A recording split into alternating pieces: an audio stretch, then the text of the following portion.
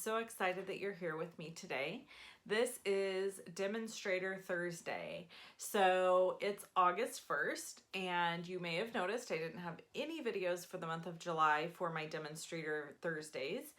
That was intentional. I took the month off to really rejuvenate, refresh, and come back with some new ideas and thoughts and kind of refocusing a few things. I have received an outpouring of response that you guys love Demonstrator Thursday, and I'm so happy about that. And I want to make sure that I'm bringing you the most relevant and excellent information that I can and sharing with you to the best of my ability to help you in your business. That being said, this month, the entire month of August, we're really going to focus in on budgeting and learning how to set some goals and budget, and looking forward to the new Stampin' Up! Year, which starts October 1st. Now, there's a little bit of confusion that I think happens with all of this, and so I want to explain really quick.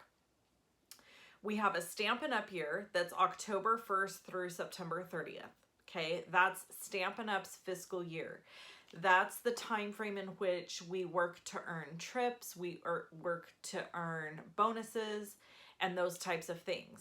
October 1st, all our numbers roll back to zero, and we start over earning all of those things. We also have a year that is what I call my financial year, which means January 1st to December 31st.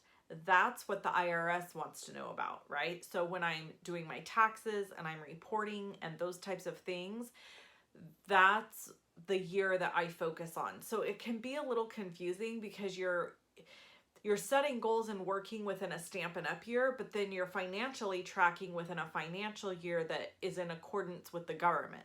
So I wanted to just kind of clarify that. Another thing I need to share and tell you about that I'm really excited about is I spent a little bit of time with some demonstrators on the cruise that I went on, the Greek Isles cruise, which is a trip that I earned through Stampin' Up! I earn the trip every year. I don't always get to attend every year, but I got to attend this year. And it was phenomenal. The trip was amazing. I can't say enough about it, but I'm not going to focus on that today. I could go down a whole rabbit hole talking about that. What I want to share with you is I personally have been working on some things that I want to change about the business budget workbook that I have. This is it. Okay.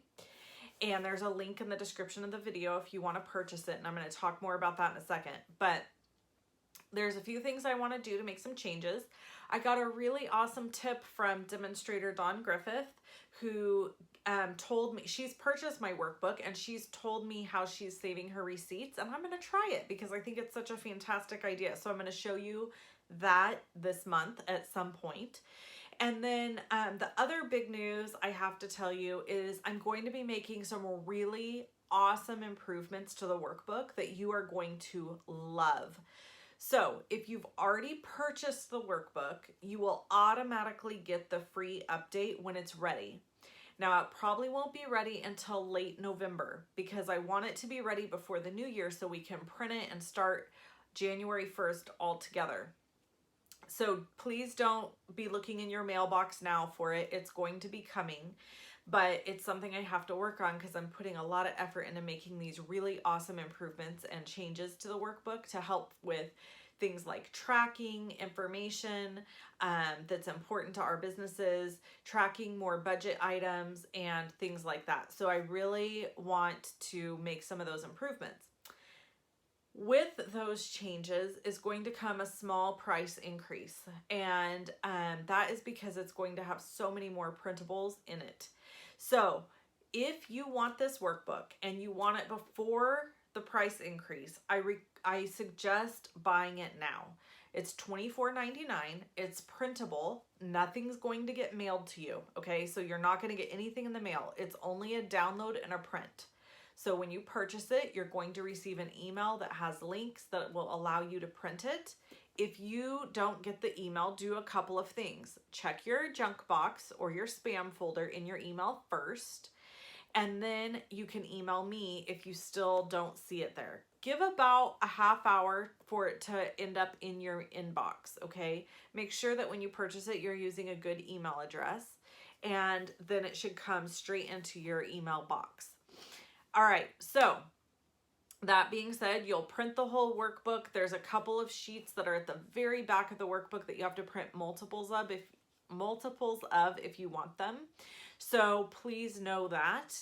And yeah, let's dive into August. We are going to get started with some planning and budgeting right at the beginning here. I'm going to take you over to my stamp desk where I'm going to lay my workbook out, and we're going to talk about a few things as I do some stuff in the workbook so you can understand how to use yours. So we're kind of just starting from scratch here, pretending like you're brand new to this, even though I did do a video quite some time back on some basics of the layout of the workbook.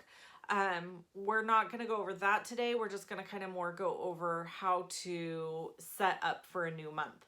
So I'm actually recording this in late July, and you're going to see it August 1st. But that's okay. You're not too late. You can download the workbook, print it, and get it ready for August and start using it now. And by the new year, you'll be old hat at using it.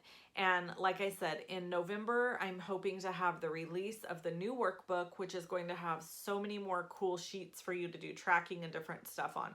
So without further ado, let's go over to my stamp table and let's work on some budgeting and some information. Okay, so here we have the workbook, and for those of you who have not seen some of the front of it, I'm just going to show you. It does come with these labels where you can label envelopes to keep cash on hand. The end of the month summary sheet is at the very back of the workbook when you get it as a printable, and you can print as many of these as you need to. Then at the front of the workbook, we've got some yearly goals, things you want to save for, and then big plans for your business. You have some business expenses. This is just expenses that happen for me every single month, so I want to track them here. Some of them happen yearly, and I want to know when those are going to come out of my budget at each year. So I need to be able to plan for those.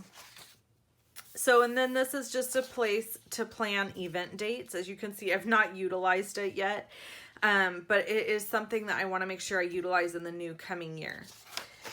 This is a fun event planning fun sheet. So this is actually going to get a few changes made to it, but this is a really great way to track your event information and what your goals are and your budget for your event. Okay, so let's skip ahead to August. And I've already numbered my August calendar. So everything's numbered, and then the calendars actually come blank. Just show you here. So then you put in the numbers. That way you can use this printable year after year after year. You don't have to keep purchasing it. So again, like I said, it's $24.99 now for the download, but it is going to have a small price increase when all of the changes get made or the updates get made. If you've already purchased it, you'll just get that update for free. So you'll want to make sure that you purchase it before that if you can. Okay, and again, the link is in the description of this video. So one of the things that I like to do is lay out when I'm getting paid and all the things that are going to come out of my budget. And so I've put here every Wednesday, I get my weekly check. That is the amount of money I receive off of instant income or deferred income. So basically, deferred income is if somebody places an online Stampin' Up! Order with you, you're going to get a check from Stampin' Up! That following Wednesday, and that amount will total all of the orders that you received the previous week. Now, some people get paid on Tuesday, depending on your bank. My bank deposits on Wednesday. The cutoff for those orders is Monday. So I wanted to show you this. Let's say you receive orders all through this last week of July here from Tuesday all the way through Saturday into Monday. Now let's say you get an order on the 6th, Tuesday. The order you got on this day, the payment from that order is not going to be in this check. It will be in the next check. So your cutoff is Monday. So anybody who places orders with you, like online or whatever, this day, all of those orders are going to be calculated up and they'll be paid on Wednesday. Here is my big payday. This is when I receive my volume rebate, my downline override commissions, and bonuses. So this day is 6 business days from the beginning of the month. So I always just count 1, 2, don't count the weekends, 3, 4, 5, 6. So my payday will be on the 8th. Now in July, my payday actually got bumped. 1, 2, 3. This was 4th of July, so it didn't count. 4, 5, 6. So I got paid on the 9th. Okay. So all the things I need to pay and everything that's going on with me gets written out in here. And then my payments come out through the month. Okay. So this helps me understand when things are going to get withdrawn because, for example, I get paid here. If I wasn't cautious and didn't make sure that I kept money in my account, come time to pay my AWeber bill, I might not have any money in there and could overdraw my account. So we don't want that to happen, right? So here is where we're going to put all of our expenses. And so I would just take everything from here, which we're just going to do together now. I'm going to take all my expenses from here and write them out for the month of August. So my web designer is Amanda Creek, and she's been working with me to help redevelop my team website. So I've been owing her a little bit of money for that. So I have that bill, which is not a normal bill for me. We've got Feed Blitz. For those of you that are wondering, Feed Blitz is what is a feed that goes out. Every time I put a blog post up, it automatically generates an email out to people who follow me if they've signed up to get an email from me. Paper Pumpkin, it actually has a new amount, and I'm not sure what it is, to be really honest. So we're going to leave that blank. I think it's around 18 something dollars. So we're going to put 18 because this is my budget and this is my actual. So my Stampin blog is a service that I use that's $9.95 a month. And it's a service I use to put all my products on my blog. Zoom is a video conferencing system I use to chat with my team. I recently signed up to take the Copy Cure. So that is $149 a month for 10 months. And that is not a normal charge for me. I believe really strongly in constantly seeking education. And so this is something that is going to help me a lot in learning how to write better copy for my sales pages.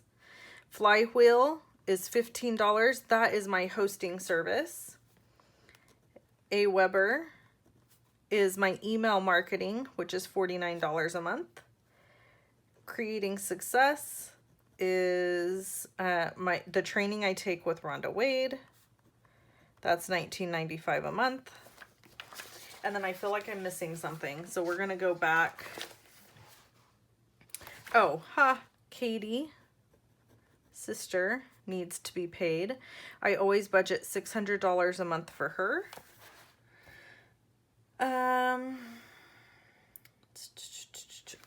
Tailwind is $14.99 a month. That is a service that I use to help me schedule my Pinterest stuff. I think that's everything. Oh, Switcher Studio,